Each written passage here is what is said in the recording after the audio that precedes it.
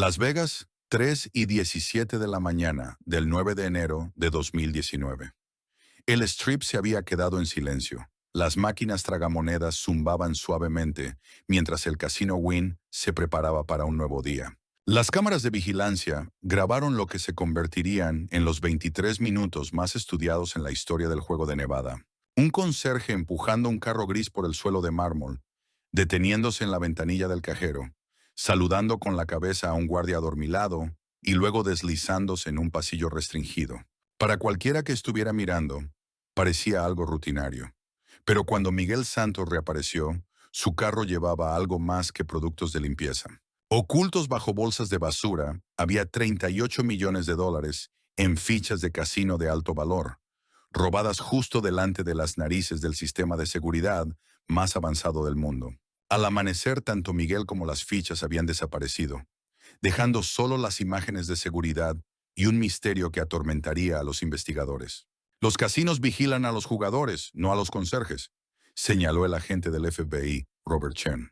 Miguel había explotado su invisibilidad, años de conocimiento interno y su desesperación financiera para llevar a cabo uno de los trabajos internos más audaces en la historia de Las Vegas. Antes de sumergirnos en esta increíble historia, tengo que pedirte un pequeño favor.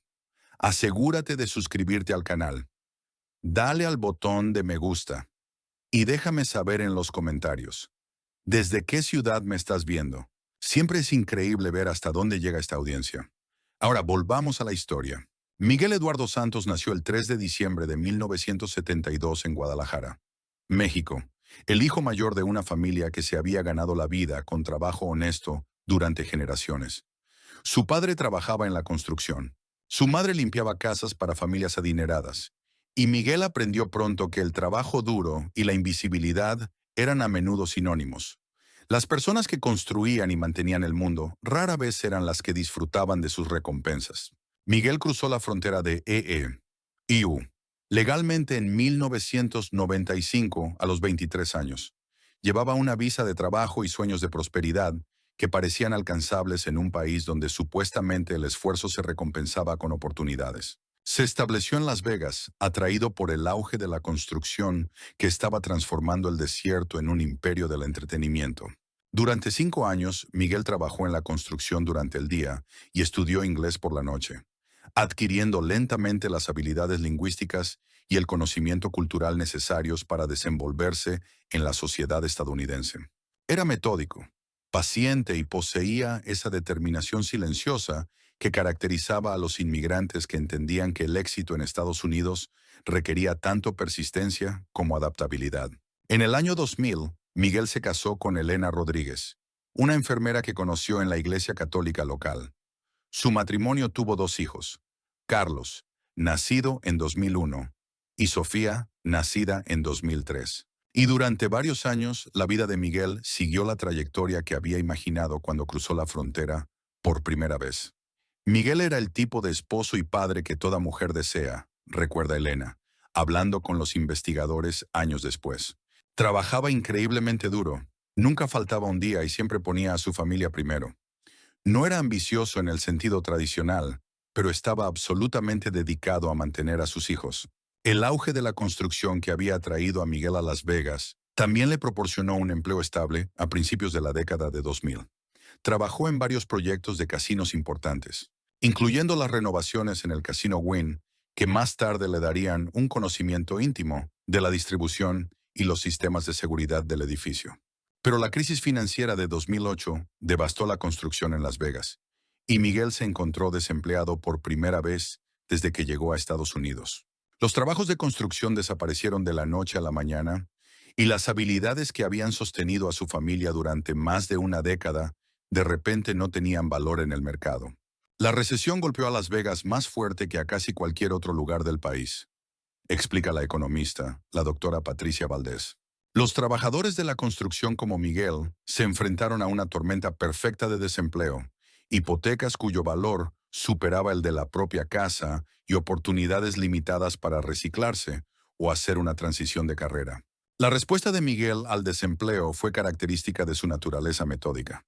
Aceptó el primer trabajo estable que pudo encontrar y se comprometió por completo.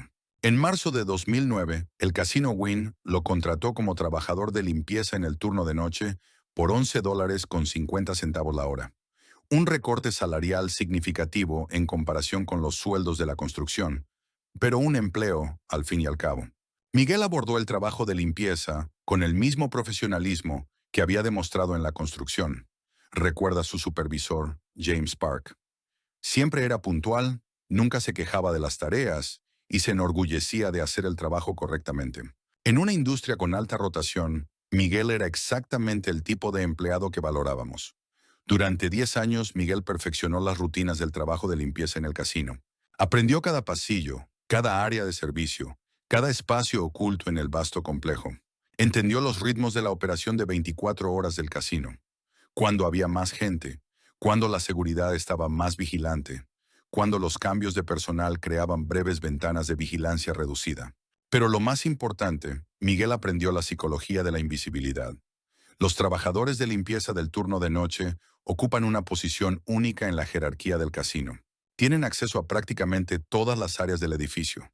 Trabajan cuando la supervisión es mínima y son tan completamente ignorados por el resto del personal que se vuelven funcionalmente invisibles. Miguel podía trabajar un turno completo e interactuar con docenas de empleados sin que ninguno de ellos realmente se fijara en él, explica la socióloga laboral, la doctora Ángela Rodríguez. Los trabajadores de limpieza, especialmente los del turno de noche, existen en un punto ciego psicológico. La gente los ve, pero en realidad no los mira.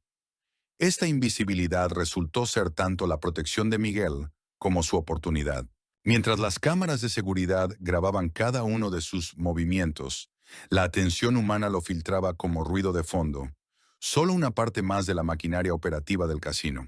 Mientras tanto, la vida personal de Miguel se estaba deteriorando de maneras que finalmente lo llevarían a tomar la decisión más desesperada de su vida. Para 2015, la vida de Miguel Santos había comenzado a desmoronarse de la manera silenciosa y sistemática en que la presión financiera destruye a las familias. Sus salarios de conserje, que nunca habían sido suficientes para mantener a una familia de 4 en Las Vegas, estaban siendo erosionados por la inflación y el aumento de los costos, mientras permanecían esencialmente estancados. El punto de quiebre llegó cuando a Elena le diagnosticaron diabetes, lo que requería medicamentos caros y un seguimiento médico regular que su mínimo seguro de salud apenas cubría. Los gastos médicos adicionales, combinados con los costos normales de criar a 2 adolescentes, llevaron las finanzas de Miguel más allá de su punto de ruptura. Miguel trabajaba 50 horas a la semana y aún así no podía cubrir nuestros gastos básicos, recuerda Elena. Empezó a aceptar turnos extra, trabajando 6 días a la semana, a veces 7, pero nunca era suficiente. Nos estábamos ahogando en facturas médicas y deudas de tarjetas de crédito. La condición de Elena empeoró en 2016, requiriendo medicamentos más caros y finalmente obligándola a reducir sus horas de trabajo como enfermera. La pérdida de sus ingresos creó una crisis financiera que Miguel intentó abordar con medidas cada vez más desesperadas. Primero, sacó préstamos de día de pago a tasas de interés que se habrían considerado usura en épocas anteriores. Cuando estos se volvieron inmanejables, pidió un préstamo contra el título de su coche. Cuando eso resultó insuficiente, comenzó a usar tarjetas de crédito para pagar las necesidades básicas, creando una espiral de deuda que consumía un porcentaje cada vez mayor de sus ingresos. Miguel estaba atrapado en la trampa de la pobreza que destruye a millones de familias estadounidenses, explica el consejero financiero Dr. Michael Torres. Cuando vives de cheque en cheque, cualquier gasto inesperado puede desencadenar una espiral de deuda de la que es imposible escapar con ingresos laborales normales.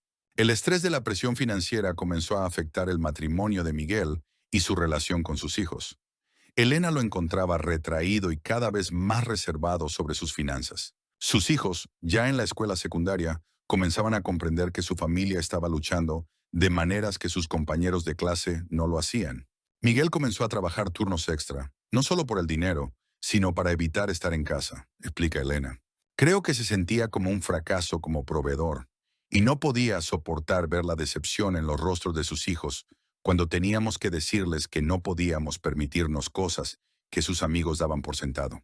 El punto de quiebre llegó en diciembre de 2018, cuando la condición médica de Elena requirió hospitalización de emergencia. Las facturas médicas resultantes, combinadas con los salarios perdidos de Miguel por cuidarla, elevaron su deuda a más de $85,000, una cantidad que requeriría décadas para pagar con el salario de conserje de Miguel. Miguel vino a verme al hospital y simplemente se derrumbó, recuerda Elena. No paraba de decir, no puedo mantener a mi familia. Trabajo todos los días, hago todo bien, pero no puedo mantener a mi familia. Fue desgarrador ver a un hombre tan bueno sentirse como un fracaso. Fue durante este periodo de máxima desesperación que Miguel comenzó a notar algo en el trabajo que cambiaría su vida para siempre. La rutina que rodeaba las fichas de casino de alto valor durante las horas nocturnas, cuando el casino estaba esencialmente cerrado. La desesperación hace que la gente note oportunidades que normalmente pasarían por alto. Observa la psicóloga criminal, la doctora Jennifer Liu. Miguel había pasado por esas áreas de almacenamiento de fichas miles de veces durante casi una década, pero la presión financiera creó una nueva lente a través de la cual veía su entorno. Lo que Miguel descubrió fue que el sofisticado aparato de seguridad del casino tenía una vulnerabilidad que nadie había reconocido previamente.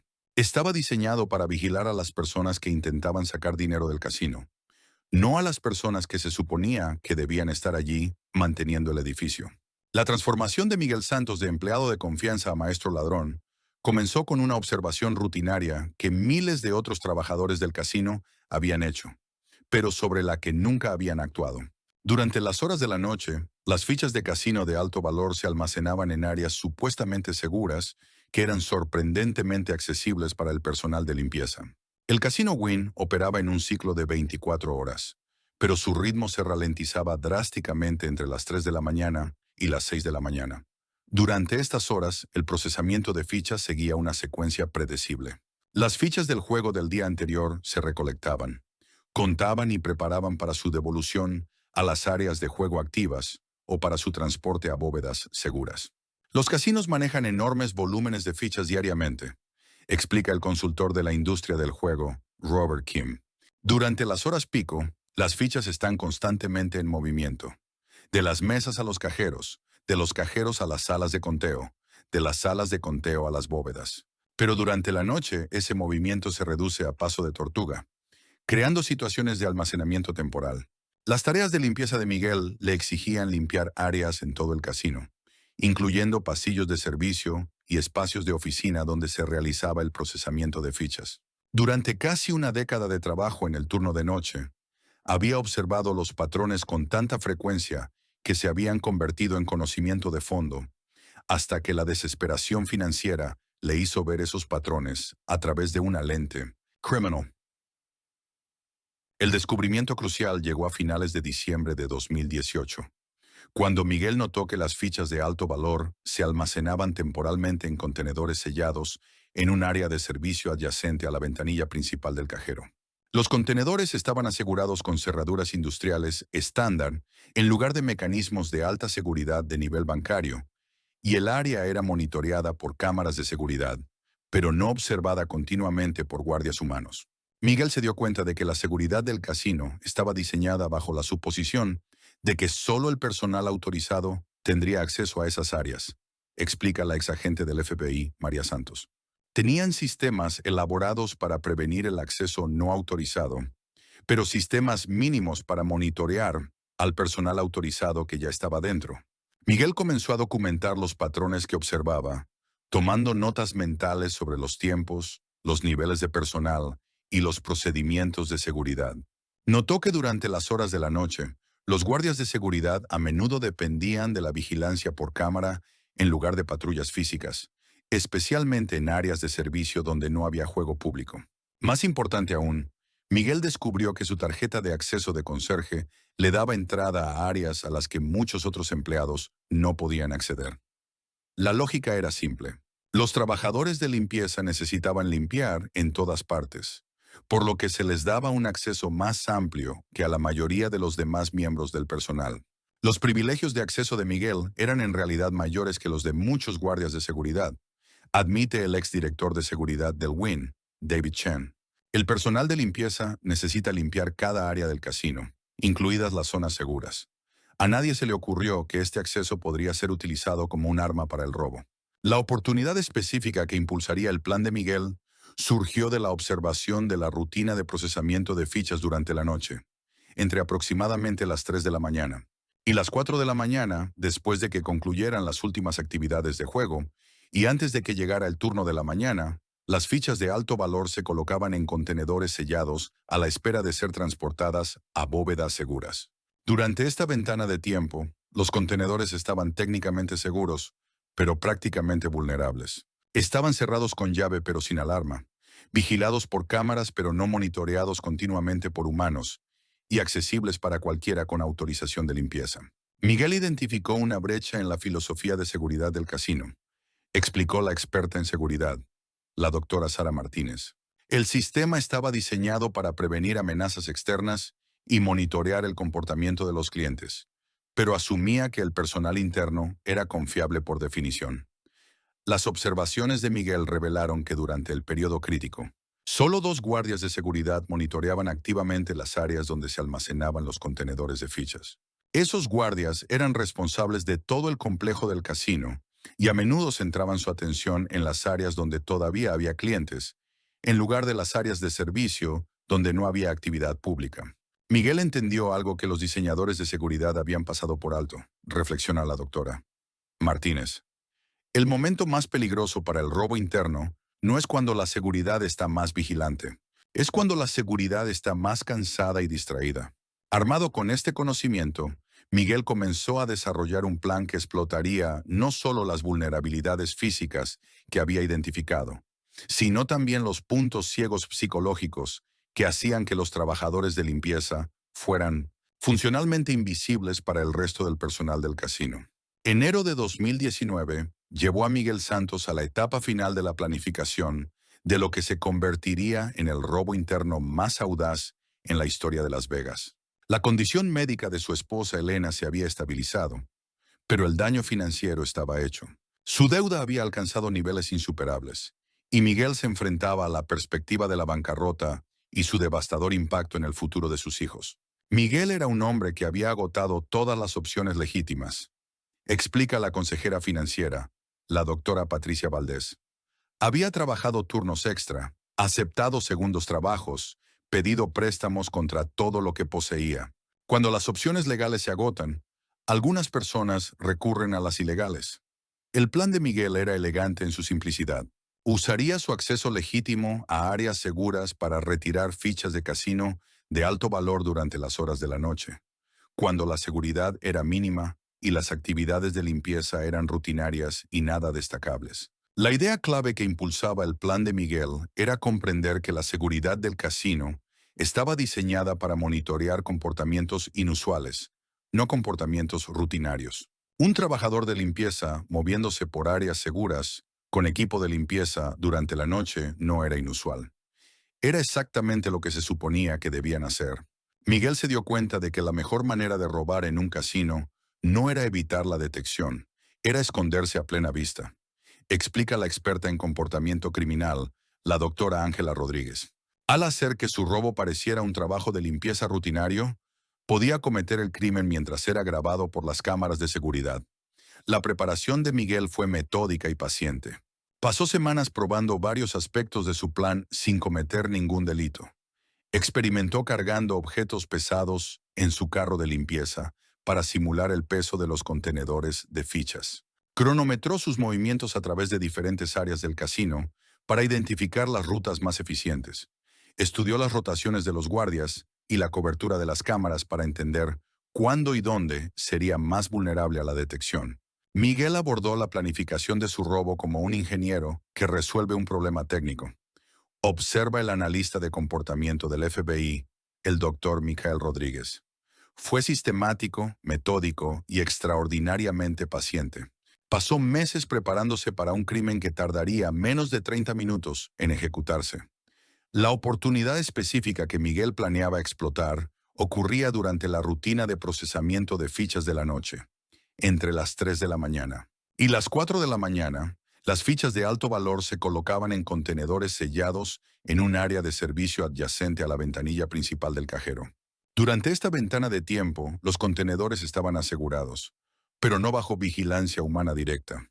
El plan de Miguel implicaba acceder al área de servicio durante sus rondas de limpieza rutinarias, retirar varios contenedores de fichas de alto valor y ocultarlos en su carro de limpieza. Los escondería entre los suministros de limpieza normales. Luego, transportaría las fichas a un área menos segura, donde podría transferirlas a su vehículo personal. La genialidad del plan de Miguel era que cada acción individual era algo que estaba autorizado a hacer, explicó el consultor de seguridad Robert Park. Tenía acceso legítimo a las áreas seguras, razones legítimas para estar allí durante la noche y el equipo legítimo para transportar materiales por todo el casino. Miguel identificó el 9 de enero de 2019 como la fecha óptima para su robo. La fecha caía durante un periodo tranquilo después de las vacaciones de Año Nuevo, cuando los niveles de personal se reducían y el personal de seguridad lidiaba con la fatiga postvacacional. Más importante aún, los volúmenes de procesamiento de fichas durante la noche eran más altos de lo habitual debido a la actividad de juego acumulada durante las vacaciones. Miguel eligió su momento perfectamente, admite el exdirector de seguridad del Wynn, David Chen. El 9 de enero era exactamente el tipo de noche en que nuestro personal de seguridad estaría cansado, con poco personal y centrado en la vigilancia de rutina en lugar de la vigilancia activa. El elemento final del plan de Miguel implicaba la preparación para su escape y desaparición. Había comprado una furgoneta usada con un nombre falso, alquilado una unidad de almacenamiento en Henderson y preparado suministros que le permitirían transportar y ocultar las fichas robadas hasta que pudiera convertirlas en moneda utilizable. Miguel entendía que robar las fichas era solo el primer desafío, explica la experta en blanqueo de capitales, la doctora Jennifer Torres. Las fichas de casino son instrumentos financieros sofisticados con características de seguridad incorporadas. Convertirlas en efectivo requeriría una planificación cuidadosa y un riesgo considerable. A medida que se acercaba el 9 de enero, Miguel Santos estaba listo para ejecutar un plan que había consumido meses de su vida y representaba su último y desesperado intento de resolver la crisis financiera que estaba destruyendo a su familia. El 9 de enero de 2019 llegó con un frío seco del desierto que hace que el invierno en Las Vegas sea sorprendentemente duro. Miguel Santos comenzó su turno a las 11 de la noche, fichando con la misma puntualidad rutinaria que había caracterizado sus casi 10 años de trabajo de limpieza en el Casino Wynn. Miguel no mostró signos de nerviosismo o comportamiento inusual cuando llegó a trabajar esa noche. Recuerda su supervisor, James Park. Parecía completamente normal, tal vez incluso más concentrado de lo habitual. De hecho, recuerdo haber pensado que parecía particularmente dedicado a hacer un trabajo de calidad. El turno de Miguel comenzó con sus rutinas estándar: reponer suministros, vaciar papeleras en las áreas de juego y limpiar los baños en las áreas públicas del casino. Durante las primeras 4 horas de su turno, Miguel realizó sus tareas exactamente como lo había hecho miles de veces antes. El ritmo nocturno del casino siguió su patrón habitual. A la 1 de la mañana la actividad de juego se había reducido significativamente. Solo los jugadores más dedicados permanecían en las mesas y las máquinas tragamonedas. Los guardias de seguridad se acomodaron en sus rutinas de madrugada, centrándose principalmente en vigilar a los clientes restantes, en lugar de las actividades del personal y las áreas de servicio. La seguridad nocturna en los casinos opera con principios diferentes a la seguridad diurna, explica el exdirector de seguridad David Chen. Durante las horas pico, estamos atentos a los tramposos profesionales, contadores de cartas e intentos de robo organizado. Durante la noche nos ocupamos principalmente de clientes ebrios y actividades de mantenimiento de rutina. A las 2:30 de la mañana, Miguel comenzó la secuencia de acciones que cambiaría su vida para siempre. Comenzó colocando su carro de limpieza en un pasillo de servicio adyacente a la ventanilla principal del cajero, cargándolo con suministros de limpieza estándar y varios contenedores vacíos que luego contendrían las fichas robadas. El momento crítico llegó a las 2:58 de la mañana, cuando los guardias de seguridad se distrajeron con un altercado menor entre clientes ebrios en el área de póker. Mientras los guardias centraban su atención en resolver el disturbio, Miguel usó su tarjeta de acceso para entrar en el área de servicio segura, donde se almacenaban temporalmente las fichas de alto valor. El momento elegido por Miguel fue perfecto, admite la consultora de seguridad, la doctora Sara Martínez. Había estudiado las rotaciones de los guardias y los patrones de distracción típicos el tiempo suficiente como para predecir cuándo la atención de la seguridad se centraría en otro lugar. Las cámaras de seguridad grabaron la entrada de Miguel al área segura a las 3:04 de la mañana. Las imágenes lo muestran moviéndose con una eficiencia tranquila, usando cortapernos que había ocultado en sus suministros de limpieza para abrir las cerraduras industriales que aseguraban los contenedores de fichas. Miguel trabajó con la precisión de alguien que había ensayado estas acciones muchas veces. Observa el analista de comportamiento del FBI, el Dr. Rodríguez. Cada movimiento era económico y decidido. No se apresuraba, pero tampoco perdía el tiempo. Los contenedores de fichas que Miguel seleccionó contenían principalmente fichas con denominaciones de $5,000 y $25,000, las fichas de mayor valor en circulación regular en el casino. Cada contenedor tenía aproximadamente de 2 a 3 millones de dólares en fichas, y Miguel pudo cargar 6 contenedores en su carro de limpieza antes de que el peso se volviera inmanejable. Miguel eligió sus objetivos perfectamente, explica el experto de la industria del juego, Robert Kim. Las fichas de alta denominación tienen la mejor relación valor-peso y son las más difíciles de rastrear para los casinos una vez que salen del edificio. A las 3:19 de la mañana, Miguel salió del área segura con su carro, ahora cargado con aproximadamente 38 millones de dólares en fichas de casino, ocultas bajo suministros de limpieza y bolsas de basura. Las imágenes de seguridad lo muestran moviéndose por los pasillos de servicio con el mismo paso medido que había usado durante miles de tareas de limpieza rutinarias. El momento más peligroso del robo de Miguel ocurrió a las 3:22 de la mañana, cuando se encontró con el guardia de seguridad Robert Mitchell durante el transporte de las fichas robadas. Mitchell dijo más tarde a los investigadores que había hablado brevemente con Miguel, pero que no notó nada inusual en sus actividades. Vi a Miguel empujando su carro y lo saludé como siempre, recuerda Mitchell. Parecía completamente normal. Quizás dijo algo sobre trabajar hasta tarde para ponerse al día con la limpieza. No había absolutamente nada que sugiriera que estaba cometiendo un delito. El robo de Miguel se completó a las 3:27 de la mañana, cuando transportó con éxito los contenedores de fichas a un muelle de carga donde estaba estacionado su vehículo personal. Toda la secuencia criminal, desde entrar en el área segura hasta cargar las fichas en su furgoneta, había durado exactamente 23 minutos. Miguel ejecutó su plan sin fallos, admite la exagente del FBI María Santos. Cada elemento funcionó exactamente como lo había planeado. Si se hubiera detenido ahí y hubiera convertido con éxito las fichas en efectivo, este podría haber sido el crimen perfecto. A las 3:45 de la mañana, Miguel fichó su salida y se fue del casino Wynn, llevando consigo 38 millones en fichas robadas. Detrás de él, las cámaras de seguridad habían grabado cada uno de sus movimientos, pero las imágenes no mostraban más que a un trabajador de limpieza realizando sus tareas rutinarias. Pasarían casi 5 horas antes de que alguien se diera cuenta de que acababa de ocurrir el mayor robo interno en la historia de Las Vegas.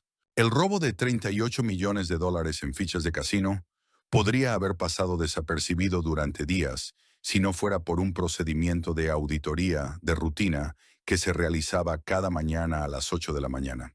En ese momento, la controladora financiera del casino, Patricia Valdés, llegaba a su oficina para comenzar la conciliación diaria del inventario de fichas, un proceso diseñado para garantizar que las actividades de juego del día anterior se hubieran registrado y asegurado correctamente.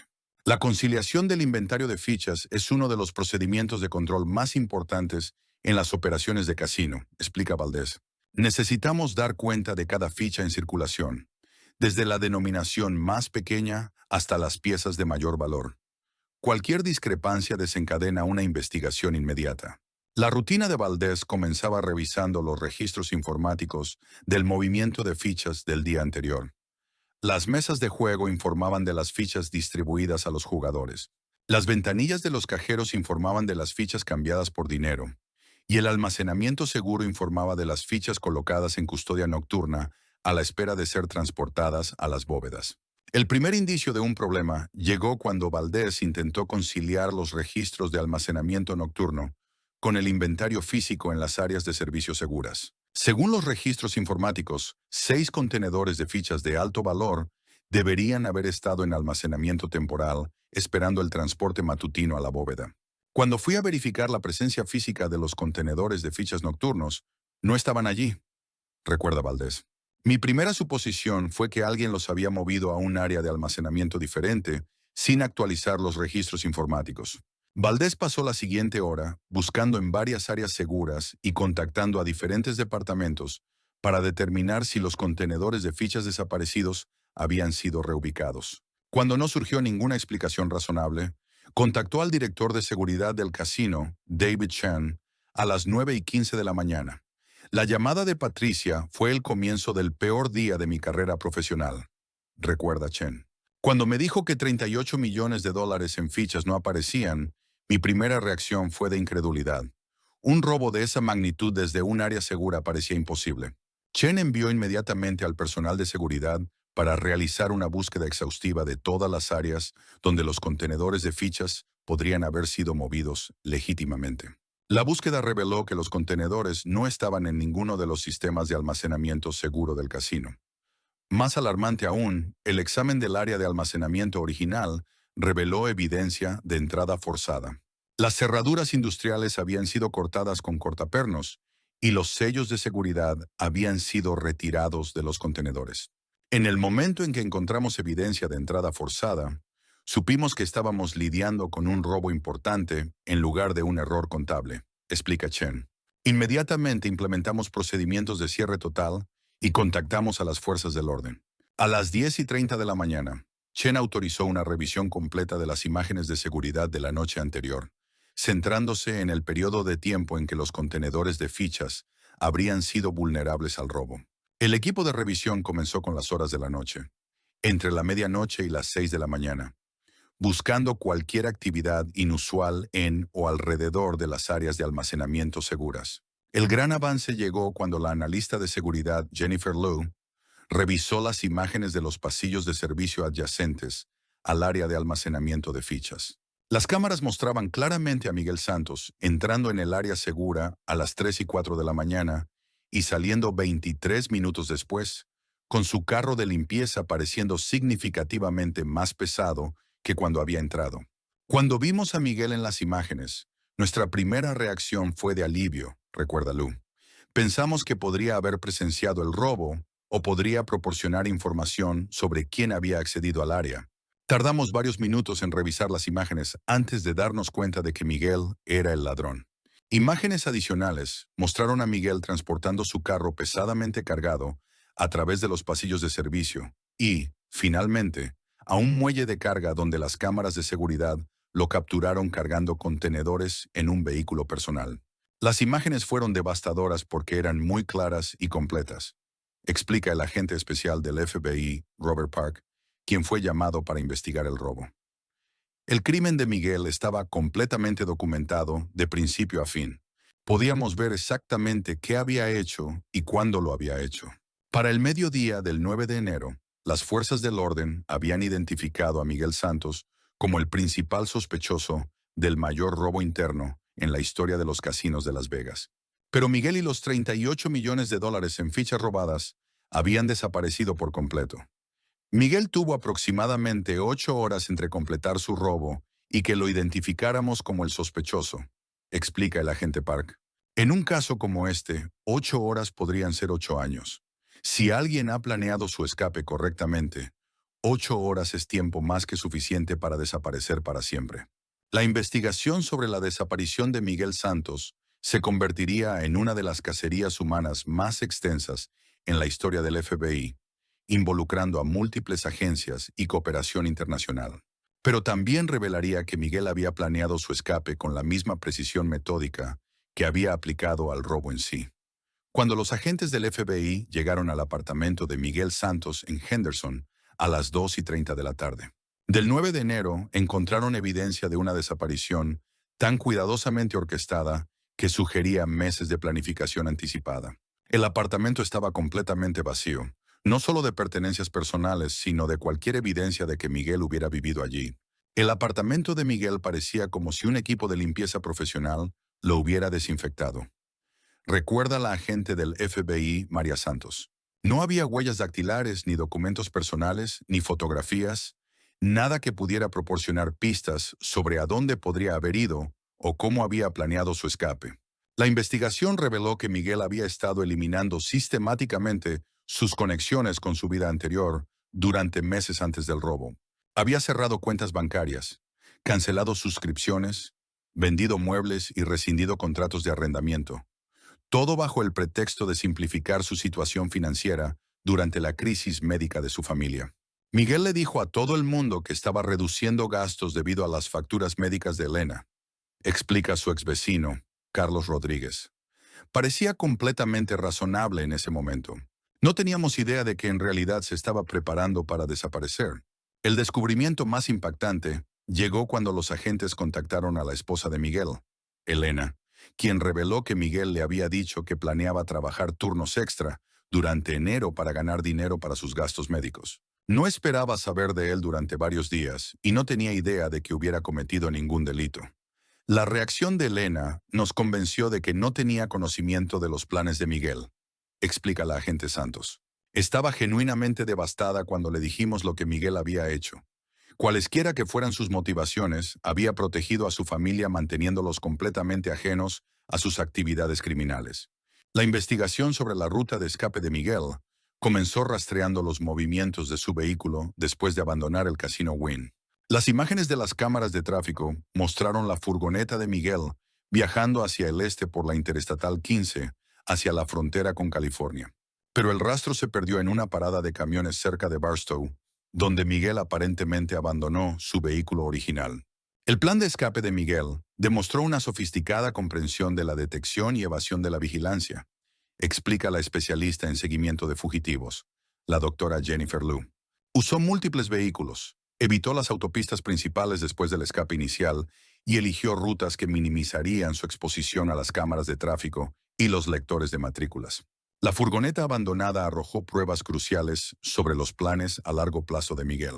Ocultos en el vehículo, los investigadores encontraron mapas detallados de rutas que conducían a México, listas de ciudades con grandes poblaciones hispanas donde podría pasar desapercibido y materiales de investigación sobre países sin tratados de non-sine, extradición con los Estados Unidos. Miguel había investigado claramente sus opciones de escape de forma exhaustiva, explica el agente Park. Entendía la diferencia entre la evasión temporal y la desaparición permanente. Sus materiales sugerían que planeaba abandonar los Estados Unidos por completo. Más preocupante para los investigadores fue el descubrimiento de que Miguel había pasado un tiempo considerable investigando métodos para convertir las fichas de casino en moneda utilizable. Sus búsquedas en Internet revelaron una extensa investigación sobre mercados de juego clandestinos, procedimientos de autenticación de fichas y operaciones internacionales de blanqueo de dinero. Convertir 38 millones de dólares en fichas de casino en efectivo es casi tan desafiante como robarlas en primer lugar, explica la experta en delitos financieros, la doctora Patricia Chen. Las fichas de casino tienen características de seguridad sofisticadas y son vigiladas de cerca por las autoridades del juego. Miguel necesitaría acceso a redes criminales especializadas para convertir su robo en dinero utilizable. La investigación reveló que Miguel había contactado a varios individuos conocidos por las fuerzas del orden como facilitadores de operaciones de juego clandestino. Los registros telefónicos mostraron comunicaciones con presuntos asociados criminales en Los Ángeles, Ciudad de México y Macao, todos lugares conocidos por operaciones ilegales de conversión de fichas. Miguel no solo planeaba desaparecer con las fichas, explica la agente Santos. Había identificado posibles compradores y métodos de conversión que podrían convertir su robo en activos líquidos. Esto sugería un nivel de sofisticación criminal que no le habíamos atribuido inicialmente. A medida que la investigación se expandía, los agentes federales se dieron cuenta de que no estaban persiguiendo solo a un empleado de casino que había cometido un robo oportunista, sino a alguien que había pasado meses desarrollando una empresa criminal integral diseñada para separarlo permanentemente de su vida anterior. La búsqueda de Miguel Santos por parte del FBI se expandió rápidamente hasta convertirse en una de las investigaciones de fugitivos más extensas de la historia reciente, involucrando a múltiples agencias federales, protocolos de cooperación internacional y recursos típicamente reservados para casos de seguridad nacional. La investigación de Miguel Santos se convirtió en un caso prioritario, tanto por la escala del robo como por las implicaciones para la seguridad de los casinos en todo el país. Explica el director de delitos financieros del FBI, David Torres. Si un trabajador de limpieza podía robar 38 millones de dólares, cada casino en Estados Unidos necesitaba reevaluar sus procedimientos de seguridad interna. La investigación comenzó con procedimientos estándar de seguimiento de fugitivos, monitoreando las cuentas financieras de Miguel, vigilando lugares asociados con sus conocidos, además de distribuir su fotografía a las agencias de aplicación de la ley en toda América del Norte. Pero estos enfoques convencionales pronto resultaron inadecuados para alguien que había planeado su desaparición tan a fondo. Miguel había anticipado cada técnica de investigación estándar que normalmente usamos para localizar fugitivos, admite el agente Santos.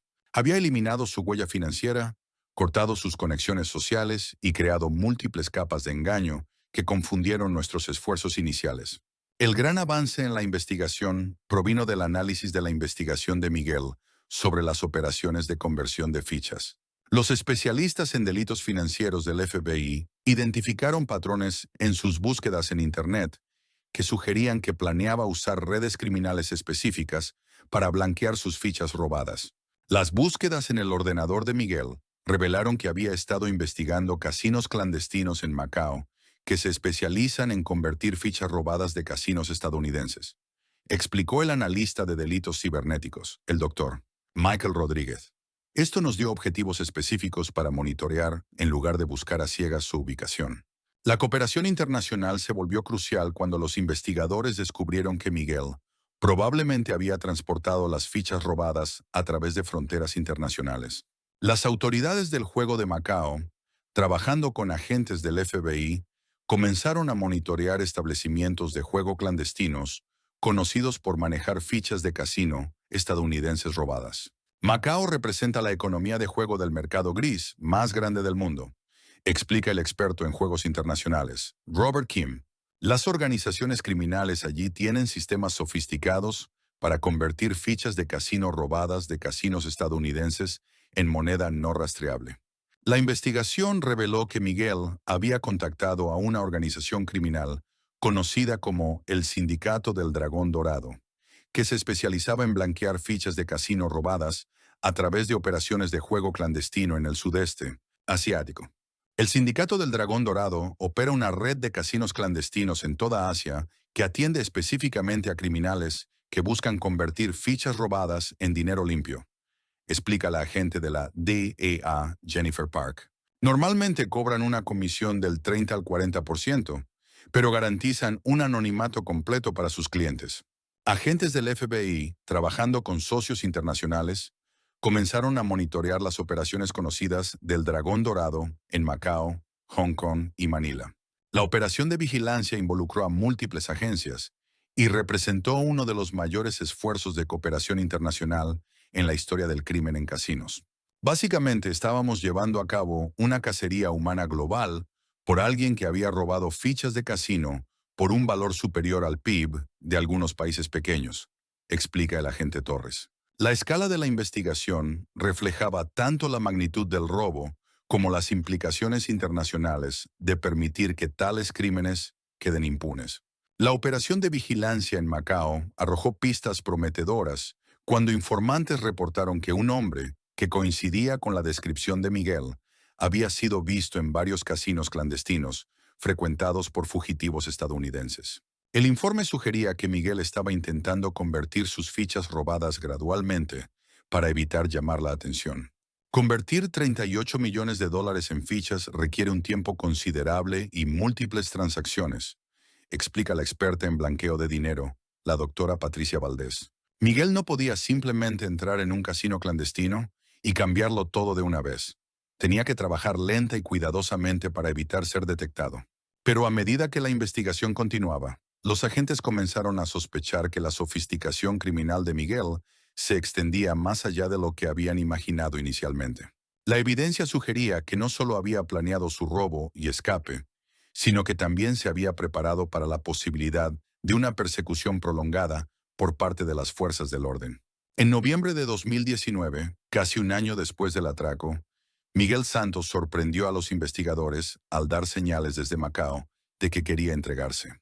Lo habíamos estado persiguiendo como un fugitivo, pero él estaba ofreciendo entregarse bajo condiciones, recordó la agente del FBI, María Santos.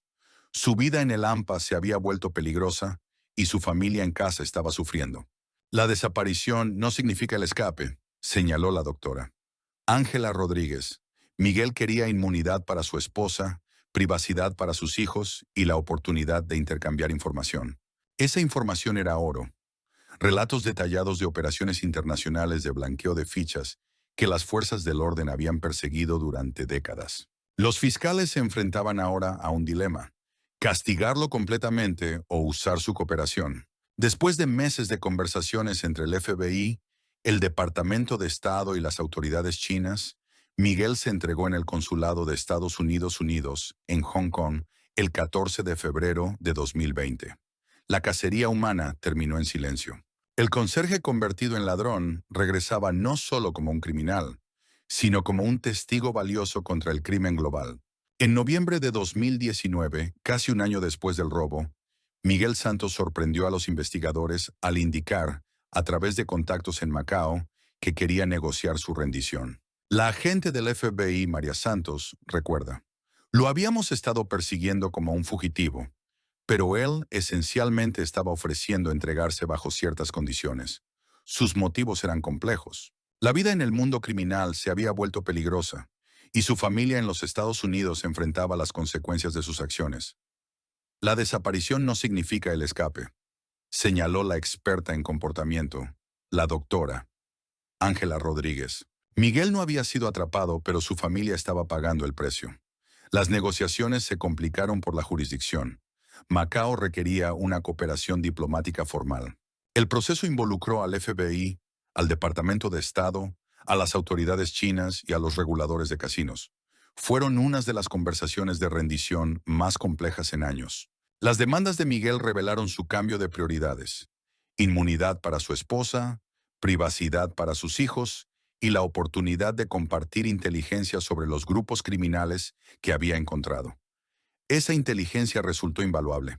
Miguel describió redes internacionales de blanqueo de fichas que las fuerzas del orden no habían logrado penetrar durante décadas. Se convirtió en un activo involuntario, dijo el experto en crimen organizado, el doctor Michael Torres. Los fiscales ahora enfrentaban un dilema: buscar las penas máximas o aprovechar su cooperación. Después de 3 meses de negociaciones, se llegó a un acuerdo. El 14 de febrero de 2020, Miguel se entregó en el Consulado de Estados Unidos en Hong Kong. La cacería humana internacional había terminado. Fue anticlimático, pero un alivio, reflexionó la agente Santos. Miguel regresó a los Estados Unidos, ya no solo como un conserje convertido en ladrón, sino también como un testigo contra algunas de las organizaciones criminales más sofisticadas del mundo. Si te ha gustado esta historia, asegúrate de darle me gusta al video, suscribirte al canal y activar las notificaciones para no perderte la próxima.